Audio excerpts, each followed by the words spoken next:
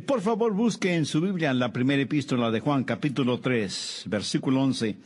Y antes de leer la palabra, quiero preguntar, ¿le gustaría tener la dulce seguridad de poder decir, yo sé que he nacido de nuevo y que voy rumbo al cielo?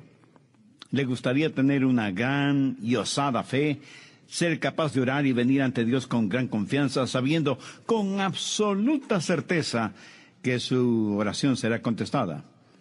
¿Le gustaría tener verdadera y dulce comunión con el Señor, pero no como con alguien de quien ha leído o escuchado, sino con el Señor Jesucristo como una brillante y amorosa realidad? ¿No le gustaría tener seguridad, confianza y comunión con el Señor día tras día? Bueno, hay una llave para todo eso, y esa llave se llama amor. Hoy en día la palabra amor es muy común, muy barata, muy comercializada, y deseo que usted aprenda de la palabra de Dios. Ahí encontramos el legado del amor. Y cuando lo descubra, se dará cuenta que aunque fuéramos totalmente egoístas, siempre desearemos amar. Por supuesto, no se puede ser egoísta y amar. Esa es una contradicción. Pero miremos lo que dice la palabra de Dios y usted entenderá de lo que estoy hablando. Primera de Juan, capítulo 3, desde el versículo 11 hasta el 24. Porque este es el mensaje que hemos oído desde el principio, que nos amemos unos a otros. No como Caín, que era del maligno y mató a su hermano. ¿Y por qué causa le mató? Porque sus obras eran malas, y las de su hermano justas. Hermanos míos, no os extrañéis si el mundo os aborrece. Nosotros sabemos que hemos pasado de muerte a vida en que amamos a los hermanos. El que no ama a su hermano permanece en muerte. Todo aquel que aborrece a su hermano es homicida, y sabéis que ningún homicida tiene vida eterna permanente en él. En esto hemos conocido el amor, en que él puso su vida por nosotros. También nosotros debemos poner nuestras vidas por los hermanos. Pero el que tiene bienes de este mundo y ve a su hermano tener necesidad y cierra contra él su corazón, ¿cómo mora el amor de Dios en él? Hijitos míos, no amemos de palabra ni de lengua, sino de hecho y en verdad. Y en esto conocemos que somos de la verdad. Y aseguraremos nuestros corazones delante de él, pues si nuestro corazón nos reprende, mayor que nuestro corazón es Dios, y él sabe todas las cosas. Amados, si nuestro corazón no nos reprende, confianza tenemos en Dios. Y cualquier cosa que pidiéremos de él, la recibiremos de él, porque guardamos sus mandamientos y hacemos las cosas que son agradables delante de él. Y este es su mandamiento: que creamos en el nombre de su Hijo Jesucristo, y nos amemos unos a otros como nos lo ha mandado. Y el que guarda sus mandamientos permanece en Dios y Dios en él. Y en esto sabemos que él permanece en nosotros por el Espíritu que nos ha dado. Ahora quiero que notemos lo siguiente. Hay 4 niveles de vida. Comencemos con el nivel más bajo, que es el asesinato. Leamos nuevamente los versículos 11 y 12. Porque este es el mensaje que habéis oído desde el principio, que nos amemos unos a otros, no como Caín, que era del maligno y mató a su hermano. Adán tuvo 2 hijos. El uno fue un mártir y el otro fue un misionero. Caín mató a Abel. De paso le diré que el primer asesinato fue por un asunto religioso. Caín odiaba la religión de Abel, y Abel se convirtió en mártir por su fe. La religión falsa casi siempre es asesina porque proviene del diablo. Jesús dijo que Satanás es un asesino, un ladrón que ha venido a matar, a robar y a destruir. ¿Quién susurra en los oídos de los que practican la eutanasia? Satanás. ¿Quién manipula a las pandillas en las calles? Satanás. ¿Quién engaña a los bien alimentados y mejor pagados doctores para que eliminen la vida que late en el vientre de las madres? Satanás. Ese es el nivel más bajo de vida, es del diablo. Es el asesinato. El siguiente nivel no es mucho más alto. Miremos los versículos 13 y 14. Hermanos míos, no os extrañéis si el mundo os aborrece. Nosotros sabemos que hemos pasado de muerte a vida en que amamos a los hermanos. El que no ama a su hermano permanece en muerte. Así que el siguiente nivel no es muerte, sino odio. Usted dirá, pastor, yo nunca he matado a nadie. Amigo, le felicito. Pero Juan dice que si usted tiene odio en su corazón, Dios lo anota como asesinato. Jesús dijo, oísteis que fue dicho a los antiguos, no matarás, y cualquiera que matare será culpable de juicio. Pero yo os digo que cualquiera que se enoje contra su hermano será culpable de juicio. En otras palabras, Jesús está diciendo que si usted siente enojo contra su hermano, si en su corazón le tiene odio, usted está en un tenebroso y bajo nivel de vida. Y aunque no haya disparado un arma, a los ojos de Dios usted ha cometido un asesinato. El que odia a su hermano es culpable de juicio. Escuché acerca de una mujer que fue a visitar al doctor porque un perro rabioso la había mordido. El doctor, después de examinarla, le confirmó que estaba infectada con rabia. Entonces ella tomó un lápiz y una hoja de papel y comenzó a escribir. El doctor le preguntó si estaba escribiendo su testamento. Y ella le contestó, no, doctor, estoy haciendo una lista de todas las personas a las que voy a morder. Y aunque una historia así nos haga reír, la verdad es que hay personas que están llenas de odio. Y eso Dios lo considera como asesinato. Ese es un nivel muy bajo de vida. El siguiente nivel es un poquito más alto, pero no nada mejor. No es muerte, no es odio, es la indiferencia. Miremos el versículo 17. Pero el que tiene bienes de este mundo y ve a su hermano tener necesidad y cierra contra él su corazón, ¿cómo mora el amor de Dios en él?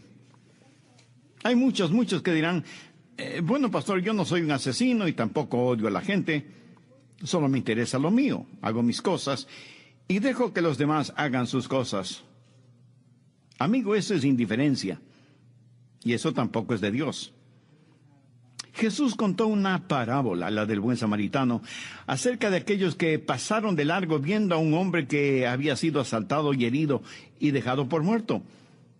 El mundo está tan lleno de asaltantes como de indiferentes, pero gracias a Dios aquellos que se interesan por los demás, como el Señor Jesucristo.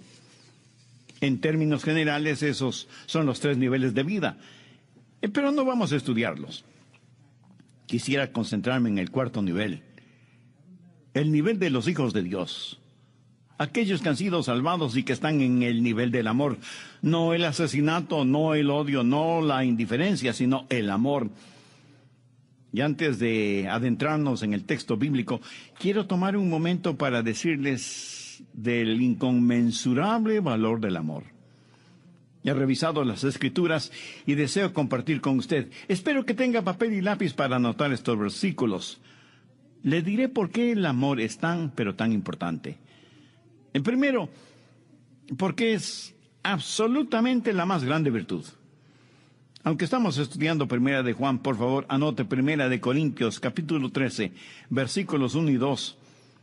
Aquí el Señor está comparando todas las otras virtudes con el amor. Por ejemplo, en el versículo 2 dice, y si tuviese toda la fe de tal manera que trasladase los montes, y no tengo amor, nada soy. Lo que Pablo está diciendo es, ¿de qué vale que pueda mover montañas y no pueda despojarme de la malicia?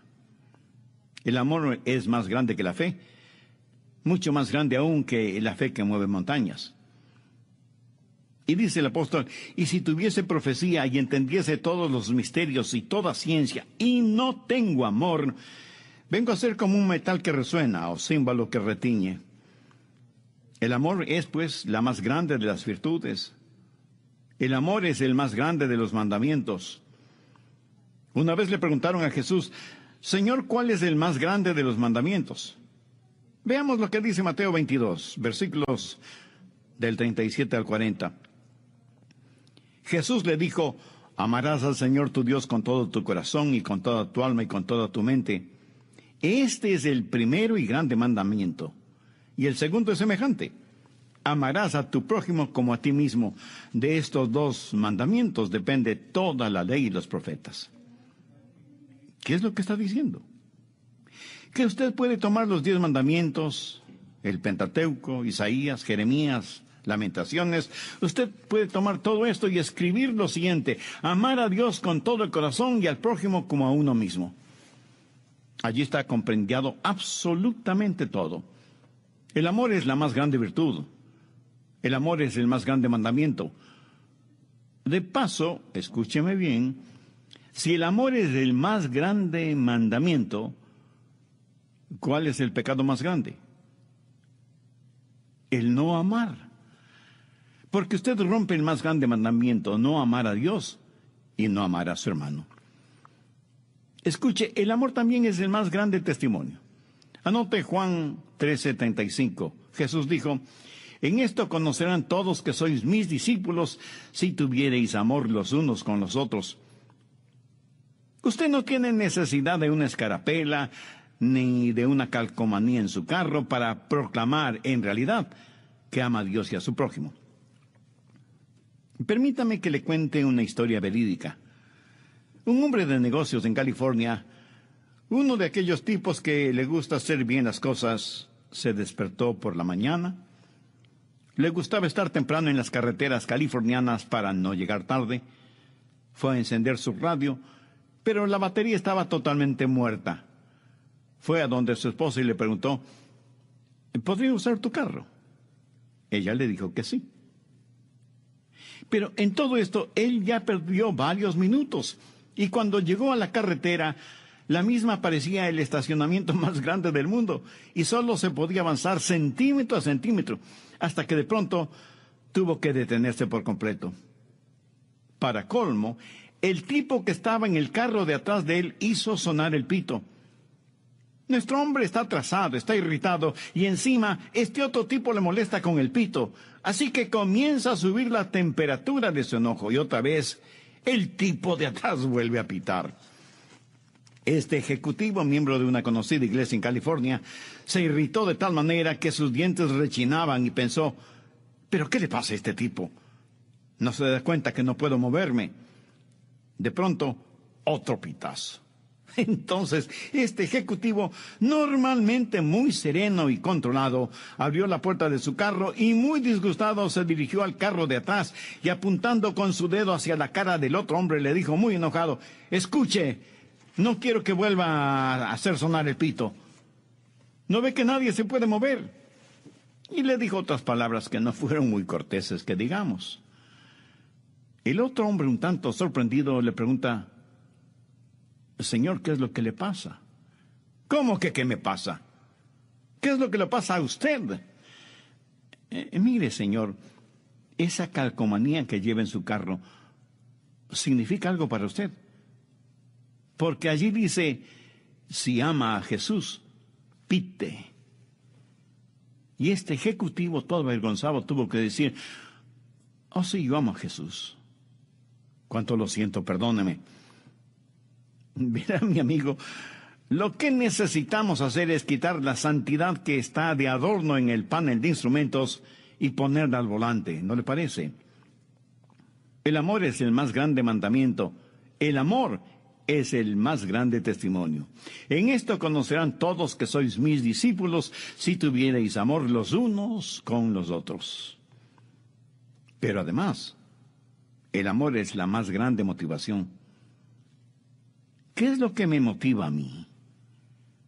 ¿Qué es lo que le motiva a usted? Cuando en su iglesia o en mi iglesia se presenta un buen programa musical, ¿por qué se lo hace? ¿Porque se ama la música o porque se ama la presentación? ¿Sabe lo que el apóstol Pablo dice al respecto? Porque el amor de Cristo nos constriñe. Eso es lo que me tiene activo, el amor de Cristo. El amor de Cristo. Jesús le preguntó a Pedro: Pedro, ¿me amas? Apacienta mis ovejas. ¿Ama usted las ovejas o ama el apacentar las ovejas? Verá, el amor es la más grande motivación del mundo, pero también deseo decirle que el amor es la mejor y más grande inversión que usted puede hacer. Y Juan nos presenta tres cosas que recibimos, tres beneficios y bendiciones del amor cuando aprendemos a amar. Lo primero es una buena conciencia. Lo segundo es una gran confianza. Lo tercero es una grata comunión. Este es el legado del amor. Primeramente veamos cómo podemos tener buena conciencia cuando nos amamos. Primera de Juan 3, 19 y 20 nos dice: y en esto conocemos que somos de la verdad y aseguraremos nuestros corazones delante de Él. Pues si nuestro corazón nos reprende, mayor que nuestro corazón es Dios, y Él sabe todas las cosas.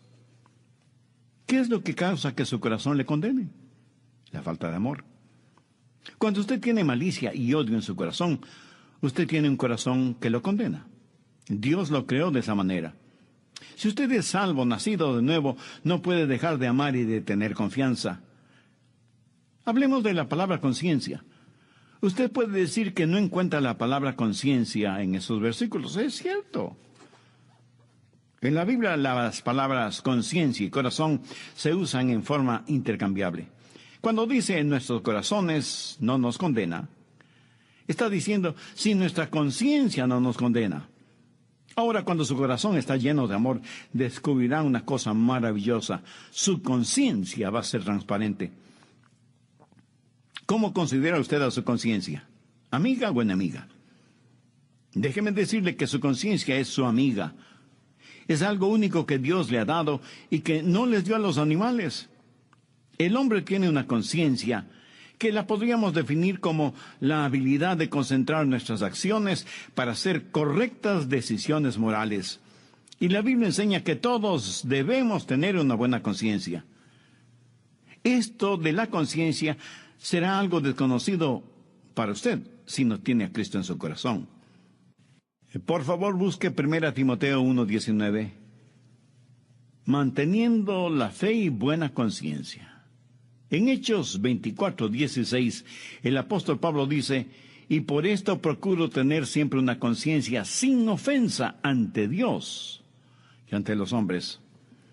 Bill Gothard, gran siervo de Dios, dijo que una buena conciencia es una libertad espiritual interior y la seguridad de saber que se tiene una transparencia frente a todos y que nadie podrá señalarle con el dedo y acusarle de proceder mal con aquel que nunca ha procedido bien. Tome esta definición y escriba sobre ella la palabra amor. Absolutamente no hay manera de que usted tenga una buena conciencia sin amor. Cuando usted ama, hará lo correcto. Y cuando usted hace lo correcto, tendrá transparencia. Y eso, mi estimado amigo, le será mucho mejor que una píldora para dormir. Anote 1 de Juan en los versos 19 y 20. Y en esto, y aquí está haciendo referencia al amor, y en esto conocemos que somos de la verdad, y aseguraremos nuestros corazones delante de Él. Pues si nuestro corazón nos reprende, mayor que nuestro corazón es Dios, y Él sabe todas las cosas. Su corazón lo condenará. Y escuche, usted nunca tendrá una buena conciencia hasta que haya aprendido a amar. Cuando usted ame, cuando usted verdaderamente ame, cuando haga lo correcto, usted poseerá esa dulce seguridad. Este es el primer legado del amor, y se construirá uno sobre otro. El primer legado del amor es una buena conciencia. El segundo legado del amor es una gran confianza. Notemos cómo el uno se permea en el otro. Y en esto conocemos que somos de la verdad, y aseguraremos nuestros corazones delante de Él. Pues si nuestro corazón nos reprende, mayor que nuestro corazón es Dios, y Él sabe todas las cosas. Amados, si nuestro corazón no nos reprende, confianza tenemos en Dios. Confianza, osadía. Note que si mi corazón no me condena, y todo lo demás, está en el contexto del amor. Cuando mi corazón no me condena, entonces tengo confianza en Dios. Osadía en la fe de nuestro Señor Jesucristo. Bueno, dirán algunos, ¿cuán buena es esta confianza? Bien, esta confianza que usted tiene en Dios, este corazón confiado que es el resultado de una conciencia limpia, es lo que le ayuda a orar y que sus oraciones sean contestadas. Note la frase, Si nuestro corazón no nos reprende, confianza tenemos en Dios. Y cualquier cosa que pidiéramos la recibiremos de Él, porque guardamos sus mandamientos y hacemos las cosas que son agradables delante de Él. Pero, ¿de qué mandamientos está hablando? Bueno, veamos lo que dice el versículo 23. Y este es su mandamiento: que creamos en el nombre de su Hijo Jesucristo y nos amemos unos a otros como nos lo ha mandado. De eso es de lo que está hablando. ¿Cómo pueden sus oraciones ser contestadas? Pues teniendo una buena conciencia. ¿Qué logra con eso? Le dará mucha confianza y podrá acercarse a Dios y pedir en el nombre de Jesucristo y ver sus oraciones contestadas. Los rebeldes no reciben respuestas, y aquellos que tienen sus corazones llenos de odio jamás recibirán respuestas a sus oraciones. La Biblia dice: si en mi corazón hubiese yo mirado a la iniquidad, el Señor no me habría escuchado. Esta es una oración promesa que no nos gusta citar, pero que sigue siendo una oración promesa. Déjeme ilustrar este punto. En el capítulo 3 de su primera epístola, Pedro les dice a los esposos y esposas cómo vivir juntos como herederos de la gracia de la vida. Y me gusta esa frase, la gracia de la vida. Es como poner la cereza encima del pastel, la gracia de la vida, un matrimonio feliz, para que vuestras oraciones no tengan estorbo. Permítame darle un ejemplo real de esto. Usted y su esposa están teniendo una de esas pequeñas discusiones que pueden ser escuchadas a 5 cuadras de distancia. Algunas veces aún parejas de creyentes pueden actuar así, ¿verdad? Aunque parezcan santitos. Quiero decir, cuando se deja de mirar al Señor y comienzan los insultos y están que se matan mutuamente, entonces no están viviendo juntos como herederos de la gracia de la vida. Luego la madre va a ver cómo está su bebecito y regresa con una expresión de temor en su rostro, porque es obvio que su bebé está muy enfermo. Y ustedes dos son creyentes y saben que necesitan orar. Este momento se sienten tan tontos que usted dice: es mejor que oremos. Pero no puede orar. No puede orar en esa atmósfera de envenenada hostilidad. ¿Qué hacer entonces? Usted dirá: querida, lo siento mucho. Estuve equivocado, soy un tonto. Por favor, perdóname. Y ella le contesta: también fue culpa mía. Yo también me equivoqué, perdóname. Y se abrazan, y se besan, y se contentan. La conciencia está limpia, retornan la seguridad, y entonces pueden orar. ¿No le parece? Escúcheme, no se puede orar con un corazón que nos condena. Quiero decir, si usted no tiene una buena conciencia, usted no tiene gran confianza. Y si usted no tiene gran confianza, usted no verá sus oraciones contestadas. Es así de simple. Y de eso está hablando Juan. Es muy práctico. El amor otorga una buena conciencia, y cuando el amor otorga una buena conciencia, el amor tiene gran confianza. El tercer legado del amor es que provee una grata comunión. Leamos 1 Juan capítulo 3, versículos 23 y 24. Y este es su mandamiento, que creamos en el nombre de su Hijo Jesucristo, y nos amemos unos a otros como nos lo ha mandado. Y el que guarda sus mandamientos permanece en Dios y Dios en él. Y en esto sabemos que Él permanece en nosotros por el Espíritu que nos ha dado. Cuando aprendo a amar y a vivir por amor, tengo una buena conciencia. Y cuando tengo una buena conciencia, voy a tener gran confianza. Y cuando tengo gran confianza, voy a tener grata comunión. Quiero decir que escucharé al Espíritu Santo hablando a mi corazón y diciéndome que pertenezco a Jesucristo y que Él me pertenece. Ahora el Espíritu Santo puede estar ahí y usted puede ser salvo. Y sin embargo, no tener la absoluta seguridad de que lo es, porque usted ha fallado en amar, ha contristado al Espíritu Santo. Y usted sabe que el ministerio del Espíritu Santo es otorgarle gozo, paz, entendimiento, sabiduría, poder y gracia, a fin de que Jesucristo sea una realidad para usted. No solo lo que escucha en un sermón el domingo por la mañana o por la noche, sino Dios en su corazón habitando con su espíritu, dándole grata comunión. No solo unión, sino comunión, koinonía, que es la palabra que Juan usa en su primera epístola.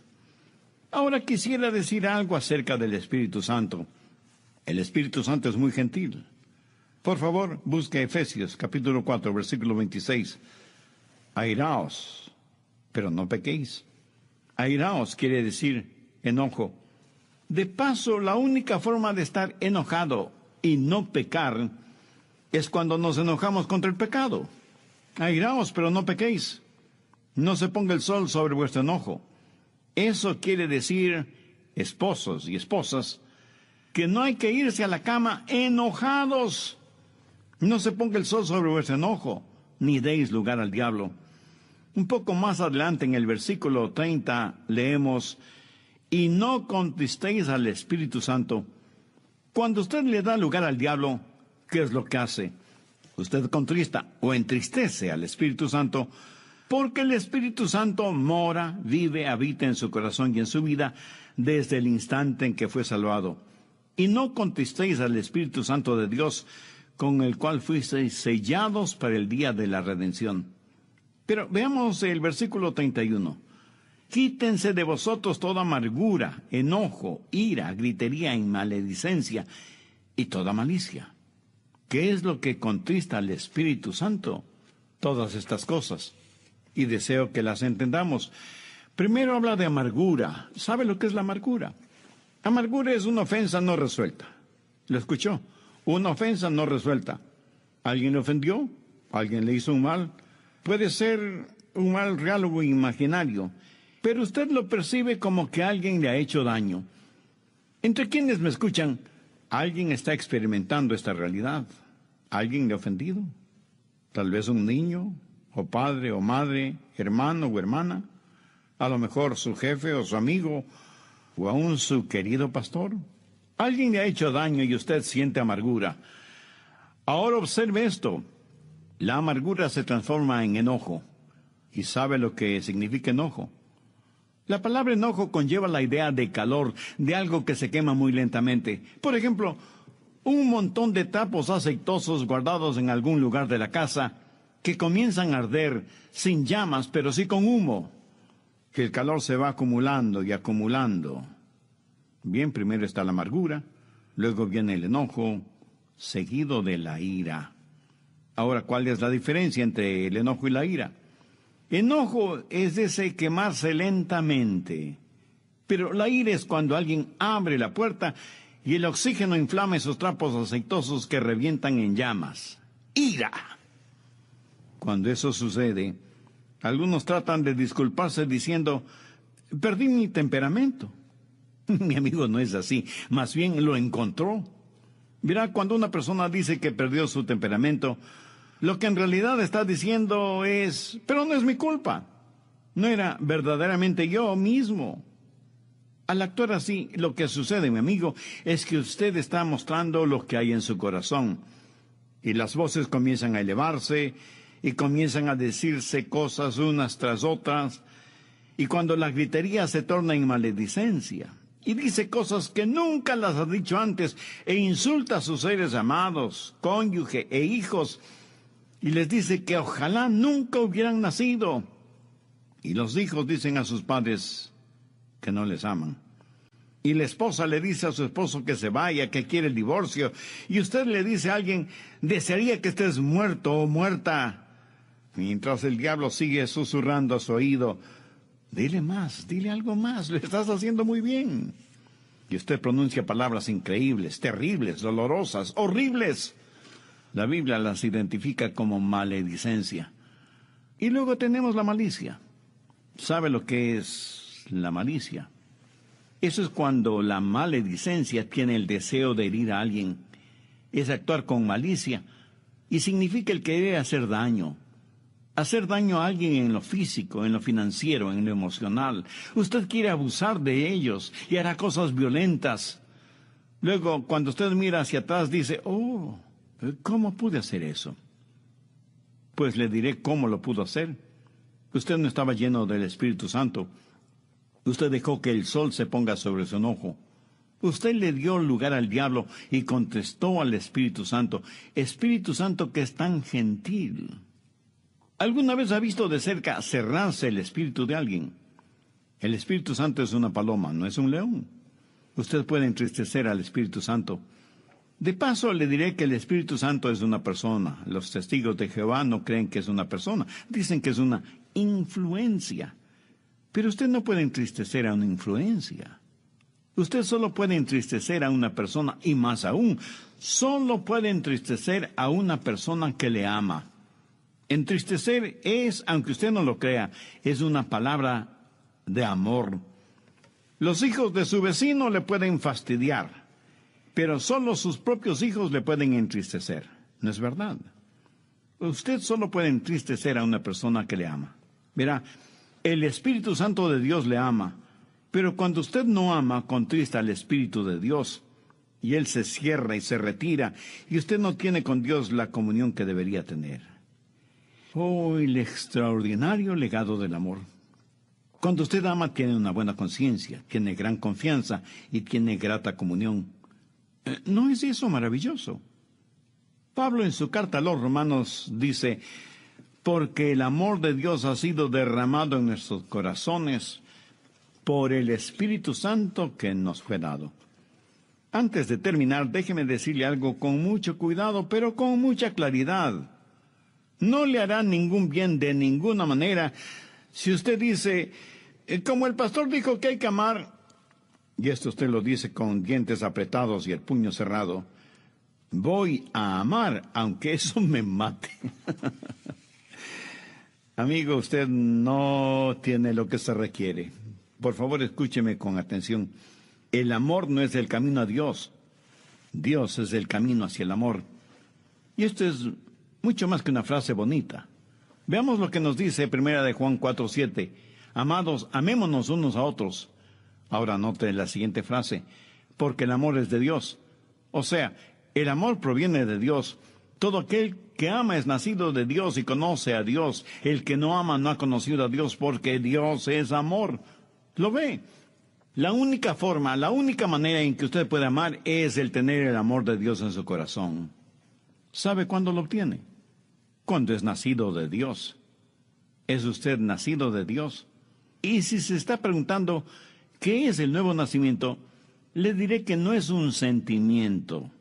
Es una transacción en la cual usted se acerca al Señor con absoluta sinceridad y se reconoce como pecador necesitado de perdón y salvación. La Biblia dice en 1 Juan 5:1, todo aquel que cree que Jesús es el Cristo es nacido de Dios. Mi amigo, no es un asunto emocional. Puede mostrarse en emociones, pero estas son la parte más trivial de nuestra naturaleza. La salvación es la obra profunda de Dios. Y Él no puede realizar una obra profunda en partes superficiales. Usted solo confía en Él, invítelo a entrar en su corazón. Cuando yo era solo un jovencito, confié en Cristo. Y puedo decirle lo siguiente, y Dios me está escuchando. Desde ese momento y hasta ahora, un río de amor está fluyendo en mí y proviene de Él. El amor es de Dios.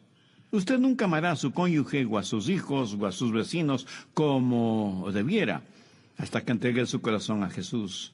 Recuerde, el amor no es el camino hacia Dios. Dios es el camino hacia el amor y Jesús es el camino hacia el Padre.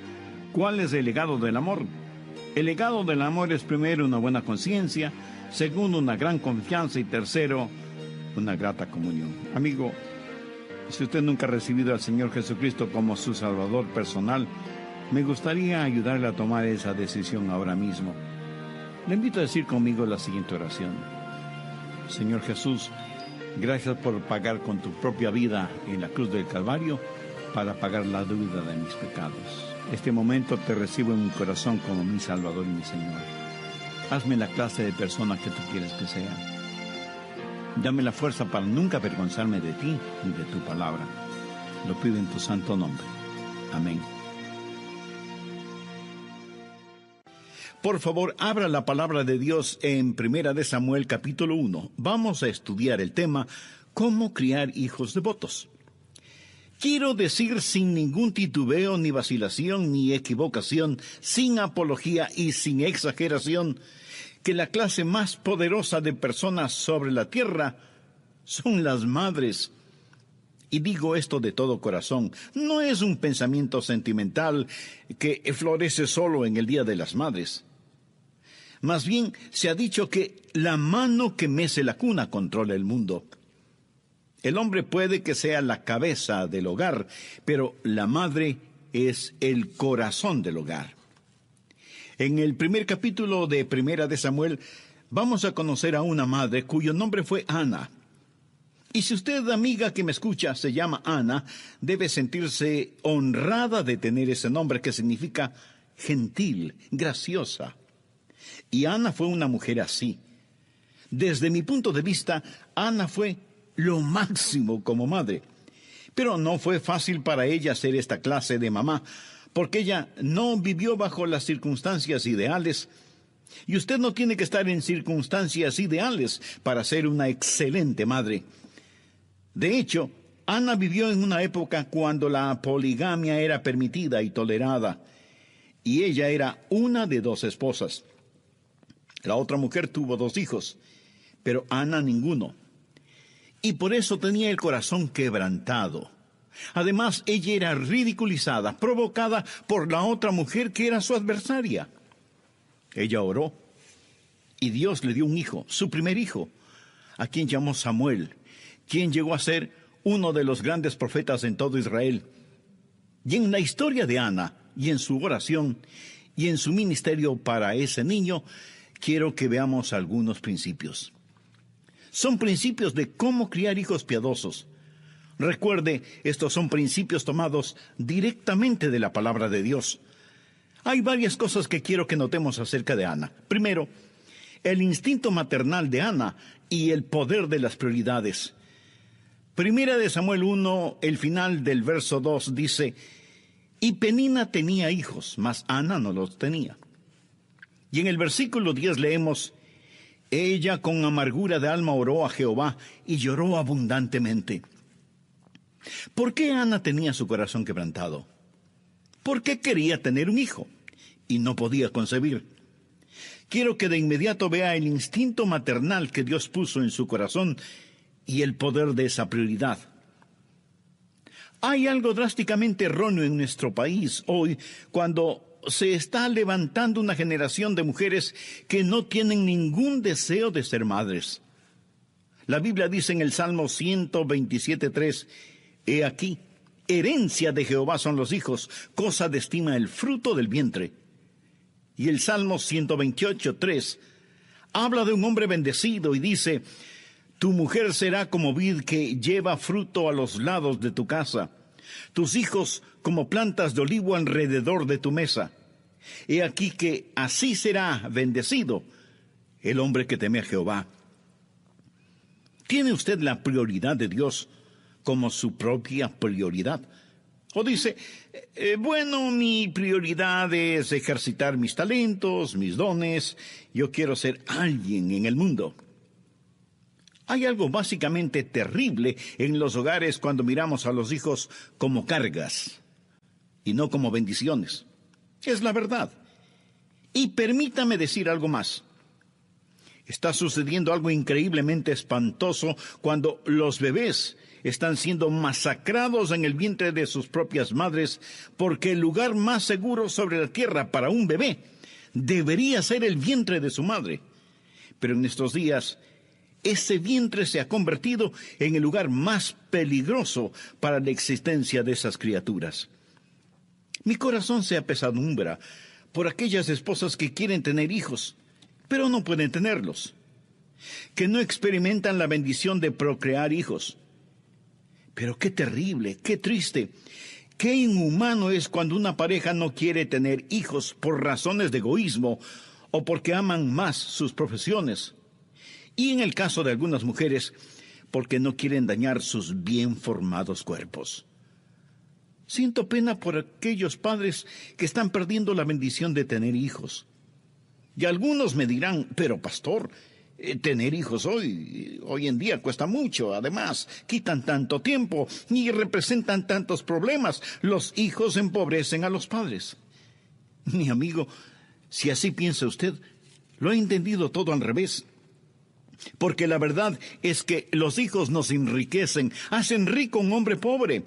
El rico no puede llevar su dinero al cielo, en cambio yo tendré a todos mis hijos en el cielo, por lo menos.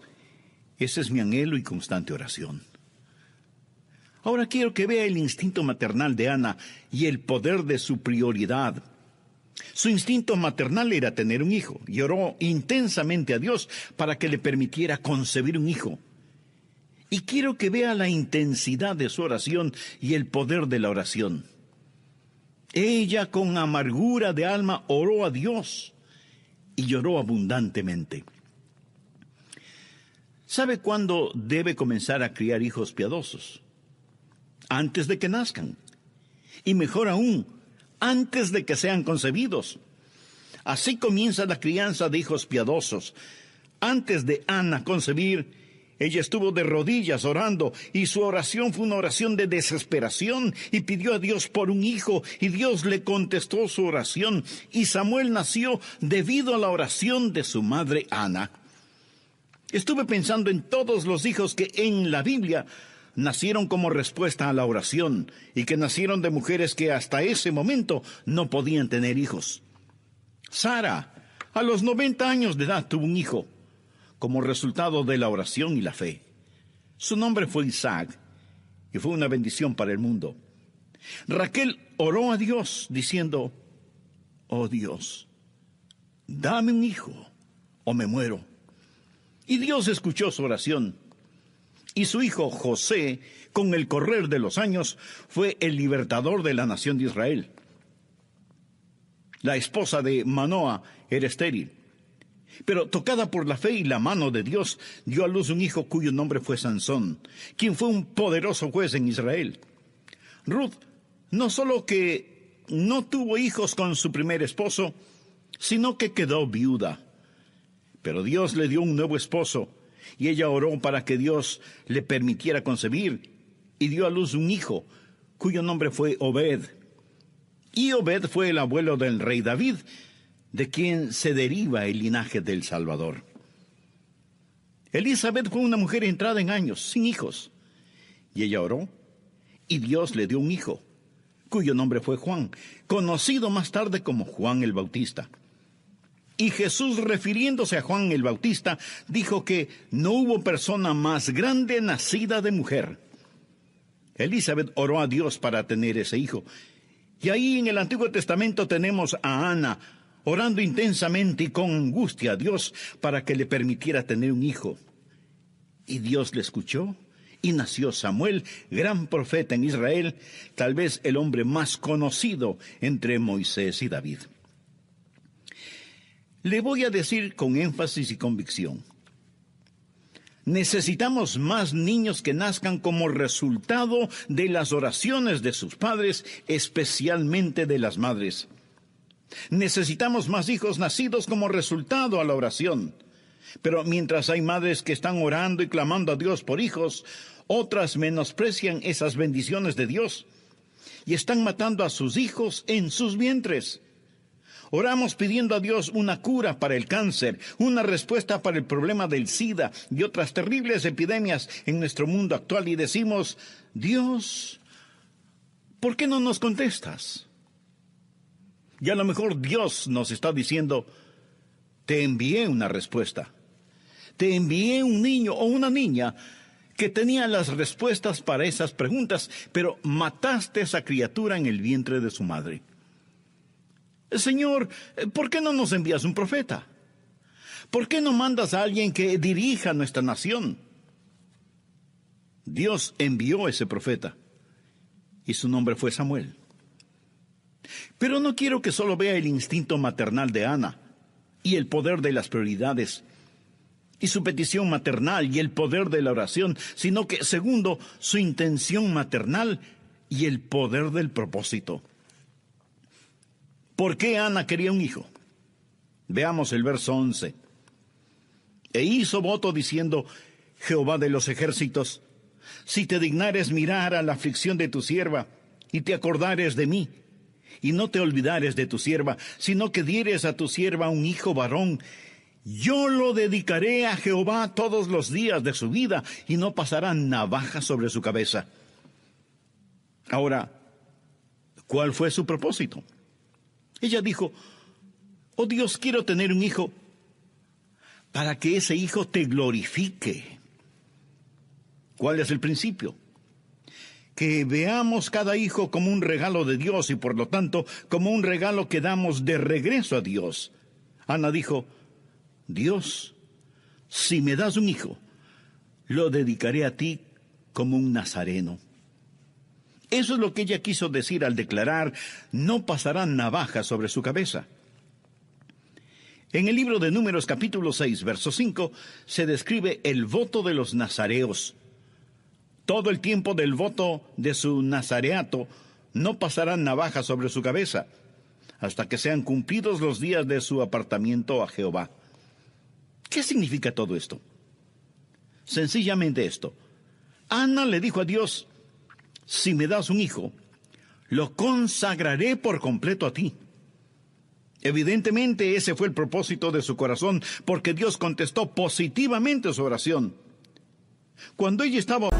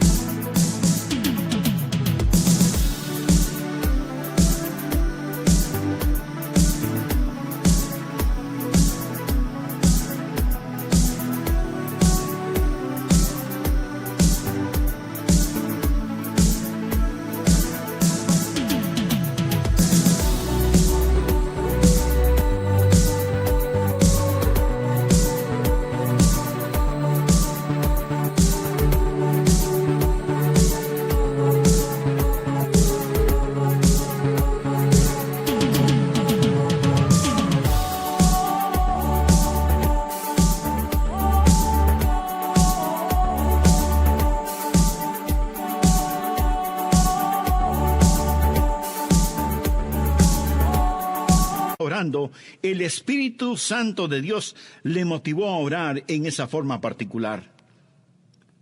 ¿Sabe por qué muchas madres están fracasando en criar hijos piadosos? No tienen el poder de un propósito. ¿Cuál es su propósito para su hijo? ¿Qué es lo que usted quiere para su hijo? Cuando ora por sus hijos, ¿por qué cosas específicas ora? ¿Por la salud, éxito, popularidad, fama y riquezas de ellos? ¿Es esa su oración por sus hijos?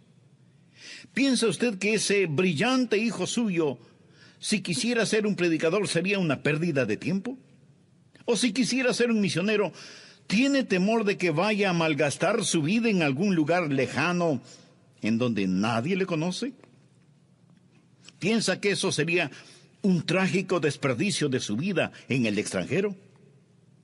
Bueno, si piensa así, tal vez esa es la razón por la cual Dios no escucha sus oraciones.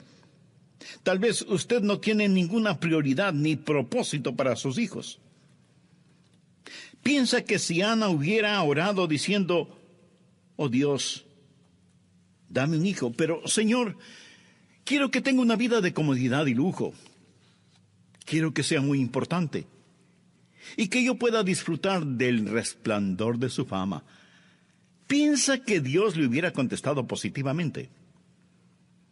En la epístola de Santiago 4:3 leemos: pedís y no recibís porque pedís mal para gastar en vuestros deleites. Recuerda que hace algunos momentos mencioné el Salmo 127, que dice que el fruto del vientre es una recompensa de Jehová. El mismo Salmo dice en el verso 4, como saetas en mano del valiente, así son los hijos habidos en la juventud. ¿Para qué sirven las saetas o flechas? Para ser disparadas contra el enemigo. Y cada hijo o hija que Dios le dé debe ser una flecha disparada contra el reino de Satanás. Ese propósito tuvo la oración de Ana. ¿Cuáles son sus ambiciones para sus hijos? ¿Sabe cuáles son mis ambiciones para mis hijos? Se las voy a decir, citando la tercera epístola de Juan, el verso 4. No tengo mayor gozo que el oír que mis hijos andan en la verdad. Eso es. No tengo mayor gozo que Estoy casado con una preciosa madre. No puedo ni contar las veces cuando al despertarme temprano en la mañana no haya encontrado a mi querida esposa orando de rodillas por nuestros hijos, intercediendo por ellos. Ella y yo, casi cada día de nuestras vidas, sentados juntos para desayunar y tomados de las manos, oramos por nuestros hijos. Y no recuerdo que hayamos pedido a Dios que les dé riquezas, o que lleguen a ser tremendamente personas de éxito, o que lleguen a ser famosos. Pero nuestra oración ha sido que puedan ser usados por Dios y que caminen en la verdad. Eso es lo que Ana quería para su hijo. Señor, si me das un hijo, lo consagraré a ti, para que tú uses su vida conforme a tu voluntad. No tengo mayor gozo que el oír que mis hijos andan en la verdad. A mí realmente no me importa si es que llegan a ser bien conocidos o no. No me interesa si llegan a ser ricos o no. Prefiero que solo tengan lo suficiente y que sean saludables. Pero mi mayor gozo, mi mayor deseo para mis hijos, para mi amada esposa y para mí mismo, es que tanto ellos como nosotros caminemos en la verdad. Hay un hermoso himno que dice: da a tus hijos para que lleven el mensaje glorioso. Da de tus bienes para que puedan hacerlo. Derrama tu alma por ellos en oración victoriosa, y todo lo que inviertas, Jesús te lo recompensará. Mi amigo, esa no es solo una canción, esa es una realidad. Tercero, la intensidad de Ana y el poder de persistencia. ¿Piensa usted que Ana hizo una breve oración y eso fue todo? Veamos lo que 1 Samuel 1:12 dice al respecto. Mientras ella oraba largamente, bueno sería que subraye esa frase, mientras ella oraba largamente delante de Jehová, Elí, se refiere al sacerdote del templo, Elí estaba observando la boca de ella. Pero Ana hablaba en su corazón y solamente se movían sus labios y su voz no se oía. Y Elí la tuvo por ebria. Entonces le dijo Elí: ¿hasta cuándo estarás ebria? Digiere tu vino. Y Ana le respondió diciendo: no, señor mío, yo soy una mujer atribulada de espíritu, no he bebido vino ni sidra, sino que he derramado mi alma delante de Jehová. No tengas a tu sierva por una mujer impía, porque por la magnitud de mis congojas y de mi aflicción he hablado hasta ahora. Elí respondió y dijo: ve en paz, y el Dios de Israel te otorgue la petición que le has hecho. Aquí está una mujer que oró con tal intensidad que el anciano sacerdote Elí pensó que ella estaba borracha. De paso, permítame decir que orar con intensidad no es cuestión de volumen de voz. Aunque Ana movía sus labios, no se escuchaba ninguna palabra, por lo que Elí pensó, sin ninguna mala intención, que ella estaba borracha. En su mente y en su corazón, Ana estaba orando con dolorosa intensidad, estaba derramando su alma delante del todopoderoso Dios. ¿Cómo criar hijos piadosos? Esa no es una decisión súbita. No hay fórmulas que usted pueda comprar, no hay técnicas que pueda asimilar en reemplazo del poder de la persistencia. Habrá momentos cuando usted pensará que la ha perdido, que ya no hay nada que hacer, que ha fracasado. Recuerdo cuando allá por los años 60 estábamos criando a nuestros 2 hijos mayores. Era como tratar de domar caballos salvajes. Era la época cuando el grupo musical británico Los Beatles arrastraba a los jóvenes, especialmente en Occidente. Había muchísimas influencias exteriores, seculares, humanistas, mundanas, Y mi esposa y yo tuvimos que enseñarles día tras día, línea por línea, precepto sobre precepto, oración sobre oración, disciplina sobre disciplina, amor sobre amor, de día y de noche, al comenzar el día, durante todo el día y al llegar la noche, aún estando ellos ya en la cama. Usted y su cónyuge oran por sus hijos. Si ustedes son creyentes, deben sentir que es un privilegio el orar por sus hijos. Pero si ustedes mismos no tienen a Cristo en su corazón, ¿qué interés espiritual podrían tener por sus hijos? Espero que tenga su Biblia a la mano, así como una libreta de notas, para que aproveche al máximo este estudio bíblico, Cómo criar hijos devotos. En el programa anterior hablamos de Ana, la mujer del Cana. Ellos fueron los padres de Samuel, quien les fue dado por Dios debido a la intensa y persistente oración de Ana, quien hasta ese momento no tenía hijos. Todo esto de acuerdo al relato bíblico que encontramos en 1 Samuel capítulo 1. Y dije que sin ningún titubeo, ni vacilación, ni equivocación, sin apología y sin exageración, que la clase más poderosa de personas sobre la faz de esta tierra son las madres. Y digo esto de todo corazón. No es un pensamiento sentimental que florece solo en el Día de las Madres. Bien se ha dicho que la mano que mece la cuna controla el mundo. El hombre puede que sea la cabeza del hogar, pero la madre es el corazón del hogar. Y digo que el hombre puede que sea la cabeza del hogar porque, tristemente, muchos solo son los proveedores del hogar. Pero en cambio, la madre es siempre el corazón del hogar. Y comenzamos a ver varias cosas interesantes acerca de Ana. Primero, el instinto maternal de Ana y el poder de las prioridades. 1 Samuel 1, al final del verso 2, y Penina tenía hijos, mas Ana no los tenía. Y en el versículo 10 leemos, ella con amargura de alma oró a Jehová y lloró abundantemente. ¿Por qué Ana tenía su corazón quebrantado? Porque quería tener un hijo y no podía concebir. Quiero que de inmediato vea el instinto maternal que Dios puso en su corazón y el poder de esa prioridad. Hay algo drásticamente erróneo en nuestros países hoy, cuando se está levantando una generación de mujeres que no tienen ningún deseo de ser madres. La Biblia dice en el Salmo 127:3, he aquí herencia de Jehová son los hijos, cosa de estima el fruto del vientre. Y el Salmo 128:3 habla de un hombre bendecido y dice, tu mujer será como vid que lleva fruto a los lados de tu casa, tus hijos como plantas de olivo alrededor de tu mesa. Y aquí que así será bendecido el hombre que teme a Jehová.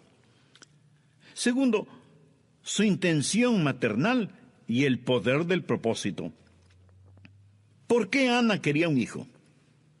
Veamos el verso 11. E hizo voto diciendo, Jehová de los ejércitos, si te dignares mirar a la aflicción de tu sierva, y te acordares de mí, y no te olvidares de tu sierva, sino que dieres a tu sierva un hijo varón, yo lo dedicaré a Jehová todos los días de su vida, y no pasará navaja sobre su cabeza. Ahora, ¿cuál fue su propósito? Ella dijo, oh Dios, quiero tener un hijo, para que ese hijo te glorifique. ¿Cuál es el principio? Que veamos cada hijo como un regalo de Dios y por lo tanto como un regalo que damos de regreso a Dios. Ana dijo, Dios, si me das un hijo, lo dedicaré a ti como nazareno. Eso es lo que ella quiso decir al declarar, no pasará navaja sobre su cabeza. En el libro de Números, capítulo 6, verso 5, se describe el voto de los nazareos. Todo el tiempo del voto de su nazareato no pasará navaja sobre su cabeza, hasta que sean cumplidos los días de su apartamiento a Jehová. ¿Qué significa todo esto? Sencillamente esto, Ana le dijo a Dios, Si me das un hijo, lo consagraré por completo a ti. Evidentemente ese fue el propósito de su corazón, porque Dios contestó positivamente su oración. Cuando ella estaba orando, el Santo Espíritu de Dios le motivó a orar en esa forma en particular. Tercero, la intensidad de Ana y el poder de persistencia. ¿Piensa usted que Ana hizo una breve oración y eso fue todo? Veamos lo que 1 Samuel 1:12 dice al respecto.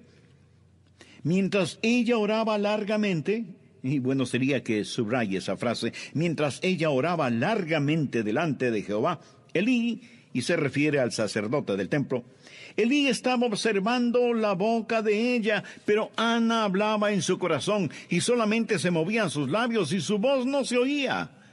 Y Elí la tuvo por ebria. Entonces le dijo Elí: ¿hasta cuándo estarás ebria? Digiere tu vino. Y Ana le respondió diciendo: no, señor mío, yo soy una mujer atribulada de espíritu, no he bebido vino ni sidra, sino que he derramado mi alma delante de Jehová. No tengas a tu sierva por una mujer impía, porque por la magnitud de mis congojas y de mi aflicción he hablado hasta ahora. Elí respondió y dijo: ve en paz, y el Dios de Israel te otorgue la petición que le has hecho. Aquí está una mujer que oró con tal intensidad que el anciano sacerdote Elí pensó que ella estaba borracha. De paso, permítame decir que orar con intensidad no es cuestión de volumen de voz. Aunque Ana movía sus labios, no se escuchaba ninguna palabra, por lo que Elí pensó que ella estaba borracha. En su mente y en su corazón, Ana estaba orando con dolorosa intensidad. Estaba derramando su alma delante del todopoderoso Dios. ¿Cómo criar hijos devotos o piadosos? Esa no es una decisión súbita. No hay fórmulas que pueda usted comprar, no hay técnicas que pueda asimilar en reemplazo del poder de la persistencia.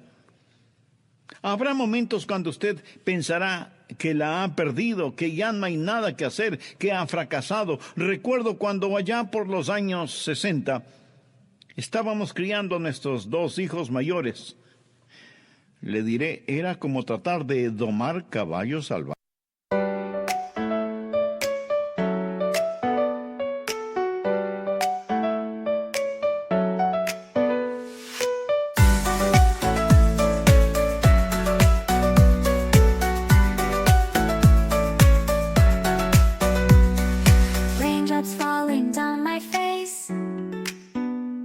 Like tiny tears in a happy chase, hopping through the puddle sea, colors dancing wild and free. Skies are gray but I don't mind, cool raindrops on my skin I find, kicking off my Saturday, watch the clouds just drift away. Rainbow in the rain, what a sight, colors shining oh so bright, dancing in the streets so bright, everything will be alright.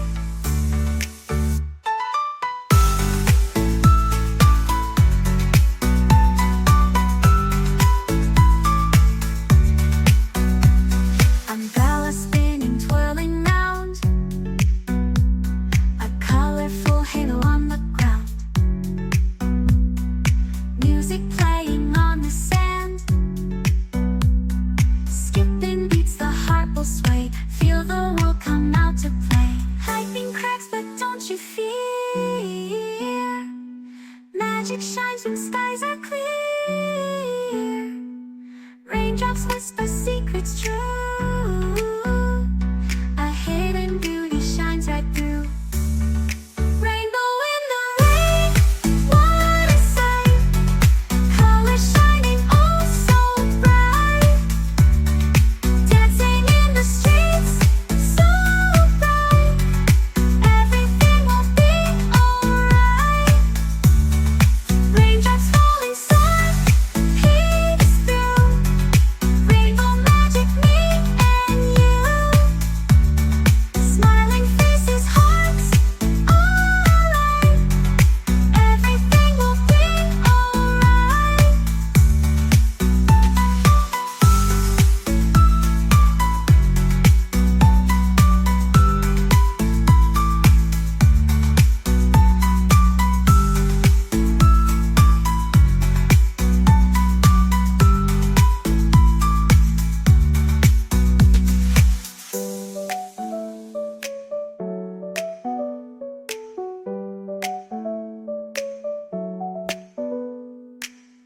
Raindrops falling, sun peeks through. Rainbow magic, me and you. Smiling faces, hearts alight. Everything will be alright.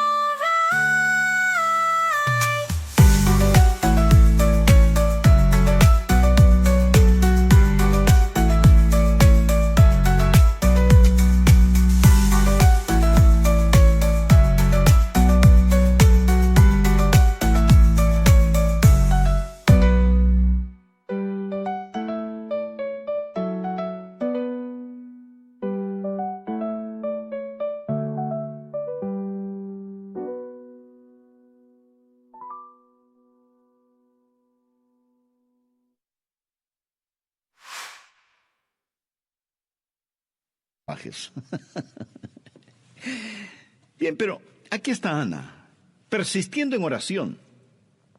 Al leer el segundo capítulo de Primera de Samuel, descubrimos que Ana fue una formidable mujer de oración. Si yo hubiera tenido una necesidad y Ana hubiera estado cerca, yo le hubiera dicho, querida Ana, mucho te agradecería que oraras por mí. Ana sabía cómo orar con intensidad, pero además, ella sabía cómo esperar en Dios. En Isaías 40:31 leemos, los que esperan a Jehová tendrán nuevas fuerzas. Y el salmista dice, guarda silencio ante Jehová y espera en él. Aguarda a Jehová y esfuérzate. Busqué a Jehová y él me oyó. Ve ahora Jeremías 29, versos 12 y 13. Entonces me invocaréis y vendréis y oraréis a mí, y yo os oiré, y me buscaréis y me hallaréis, porque me buscaréis de todo vuestro corazón. Vamos ahora al Nuevo Testamento, Efesios 6:18. Orando en todo tiempo con toda oración y súplica en el Espíritu. Y ahora veamos Lucas 18:1. También les refirió Jesús una parábola sobre la necesidad de orar siempre y no desmayar. Aquí estaba esta mujer, Ana, quien se acercó a Dios con oración y súplica. Tal vez algunas de nuestras oyentes estén diciendo, Pastor Rogers, yo no tengo hijos. Si oro como Ana oró, ¿me puede garantizar que Dios me dará un bebé? No, yo no puedo garantizarle eso. Pudiera ser que ese no sea el plan de Dios para usted. Y si ese no es el plan de Dios para usted, debe continuar orando con oración persistente, hasta que sepa cuál es la voluntad de Dios para su vida. Pero es solo por medio de una oración persistente que usted conocerá la voluntad de Dios y será hecha la voluntad de Dios. Dios tuvo un plan especial para Ana, pero estoy convencido que ese plan no se hubiera realizado si Ana no se hubiera acercado al trono de la gracia de Dios con oración intensa y persistente. ¿Lo ve? Los instintos maternales de Ana y el poder de la prioridad, su maternal intercesión y el poder de la oración, su intención maternal y el poder del propósito, su intención maternal y el poder de la persistencia. Ella oró y oró y oró sin detenerse y sin descanso. No hay forma fácil ni casual de criar hijos piadosos. Demanda oración, dedicación, disciplina, trabajo. Pero amigo, vale la pena. Cuarto, la influencia maternal y el poder de persuasión. Primera de Samuel 1, versos 21 y 22. Después subió el varón Elcana con toda su familia para ofrecer a Jehová el sacrificio acostumbrado y su voto. Pero Ana no subió, sino dijo a su marido, yo no subiré hasta que el niño sea destetado, para que lo lleve y sea presentado delante de Jehová, y se quede allá para siempre. Es evidente que Ana tuvo sus prioridades en orden, y una de esas prioridades es que ella tendría a su hijo durante los años formativos porque algo que se empieza bien es como si la mitad del trabajo estuviera hecha. Usted sabe que el padre tiene influencia sobre su hijo, pero es la madre la que hace la más profunda impresión en un hijo, especialmente durante la infancia de ese hijo. Ana fue una mujer que cambió el curso de la historia, literalmente. Por favor, mire en 1 Samuel 3, versos 19 y 20.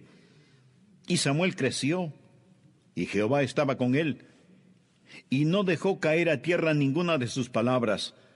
Y todo Israel, desde Dan hasta Berseba, conoció que Samuel era fiel profeta de Dios.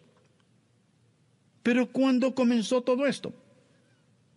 Bueno, comenzó en el corazón de su madre. Ella permaneció con él, lo meció en su cuna, le cantó canciones de cuna, lo amó profundamente. Veamos 1 Samuel 2, 18 y 19. Y el joven Samuel ministraba en la presencia de Jehová, vestido de un éfod de lino, y le hacía a su madre una túnica pequeña, y se la traía cada año, cuando subía con su marido para ofrecer el sacrificio acostumbrado. No solo que ella le enseñó, teniendo al pequeño Samuel en sus rodillas, no solo que le vistió y siguió enseñándole cuando Samuel ya estuvo con Elí, el sacerdote del templo, sino que también le daba pequeñas pero significativas demostraciones de su amor. Le confeccionaba pequeñas túnicas cada año cuando ella y su marido Elcana subían anualmente hasta el templo para ofrendar el sacrificio acostumbrado. Todas estas cosas estaban en la mente y el corazón de Ana y fueron de extraordinaria influencia en el pequeño Samuel dedicado a Dios. Miro a mis propios hijos y me pregunto qué influencia tienen mis sermones en ellos, y para decir la verdad, no creo que mucho.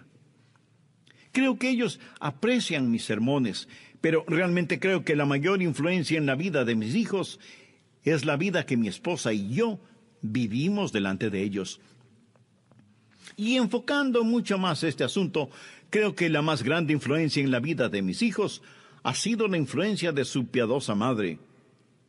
Y esto no es algo retórico para que suene bien.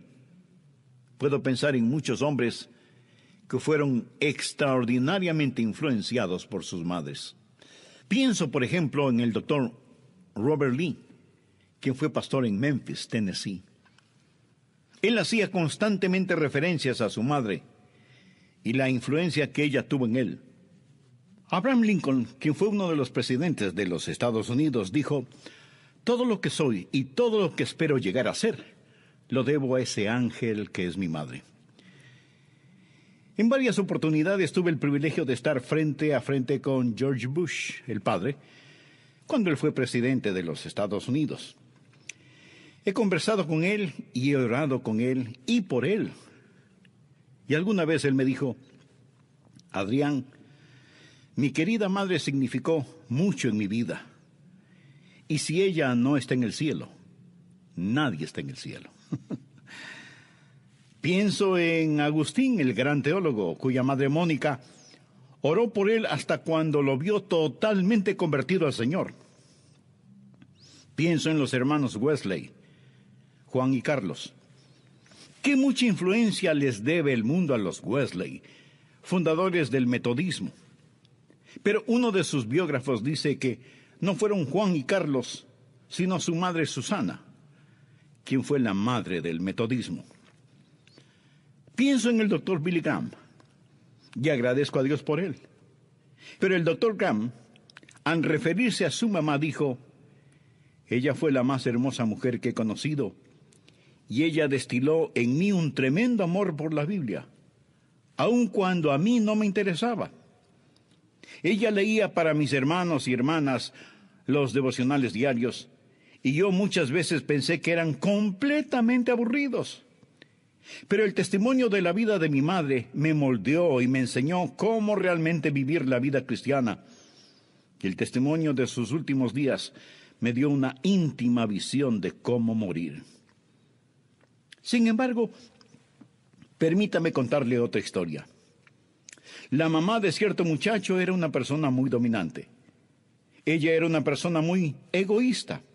Nunca mostró afecto por nadie. Se casó por 3 veces y su segundo esposo se divorció de ella. El problema era de abuso. No que él abusara de ella, sino que ella abusaba de él. El niño nunca conoció lo que era ser amado y nunca supo nada de disciplina. Un día su madre le dijo en forma áspera: «No me llames cuando estoy trabajando. No quiero que me molestes». Y aunque el muchacho era bastante inteligente, abandonó sus estudios, se enlistó en la marina, pero por su mala conducta fue despedido en forma deshonrosa. No tenía ninguna habilidad. Nunca había sido ayudado o animado por su madre. No había nada que pudiera hacer competentemente. Ni siquiera pudo obtener su licencia para manejar. Así que se fue a un país extranjero y ahí conoció a una mujer con la cual se casó. Después de un tiempo ella se cansó de él y lo abandonó. Él le rogó que regresara, pero ella no le hizo caso. La única cosa que él podía hacer bastante bien era disparar un rifle. Y un día él decidió usar ese talento. Y el 22 de noviembre de 1963, desde la ventana de un edificio en Dallas, Texas, Lee Harvey Oswald disparó contra el entonces presidente de los Estados Unidos, John Fitzgerald Kennedy. Y por fin consiguió la atención que él había deseado desde que era un niño. Atención que su madre jamás le brindó. ¿Cuál es el poder de una madre piadosa? Escúcheme atentamente. Hay 5 cosas que oro que el Espíritu Santo grabe en su corazón. Madres, escuchen. Primero, el poder de la prioridad. Segundo, el poder de la oración. Tercero, el poder del propósito. Cuarto, el poder de la persistencia. Y quinto, el poder de la persuasión. Si usted practica estas 5 cosas, será una madre piadosa y poderosa. Si usted es una madre y me está escuchando, ore para que Dios le ayude a enfocarse en estas cosas. Si todavía no se ha casado, pero anhela formar su hogar, pídale a Dios que le ayude a tener sus prioridades en orden. Y usted puede querer y ver las cosas que realmente tienen valor. Si usted es una mamá o un papá y tiene hijos que han fracasado, pídale a Dios que le ayude a comenzar de nuevo y que le dé sabiduría para restaurar los años perdidos. Tal vez usted me pregunte: pastor, si mis hijos hacen lo equivocado, ¿quiere decir que definitivamente he fracasado? No, de ninguna manera. Aún la madre más piadosa o el padre más piadoso no es garantía de tener hijos piadosos. Usted debe tener deseos para sus hijos y metas para usted. Su deseo para sus hijos es que sean hijos piadosos. Su meta para usted es ser un padre piadoso. Pero si usted no es un creyente cristiano, si todavía no es salvo, a fin de hacer y lograr las cosas de las que he hablado, necesita tener a Jesús en su corazón y en su vida. Quisiera orar por usted ahora mismo. Padre Celestial, oro que bendigas a aquellos que están haciendo decisiones espirituales eternas, que quieren tener sus prioridades en orden y que este mismo momento te están pidiendo perdón por sus pecados y fracasos y están pidiendo que les des un nuevo comienzo. Señor Dios, oro por aquellos que necesitan a Jesús, aquellos que todavía no son salvos, para que reciban a tu Hijo, el Señor Jesucristo, como Salvador y Señor, y le den a Él el control total y absoluto de sus vidas. Lo pido en el nombre de Jesús. Amén.